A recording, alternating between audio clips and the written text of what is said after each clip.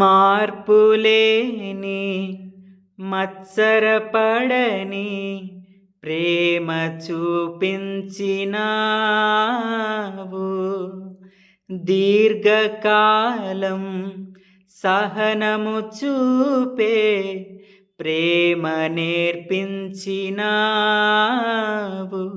ఇది ఎవరు చూపించని ప్రేమ, ఇది లాభం ఆశించని ప్రేమ, ఇది ఎవరు ఎడబాపని ప్రేమ, ఇది మరణం వరకు కరుణను చూపిన ప్రేమ.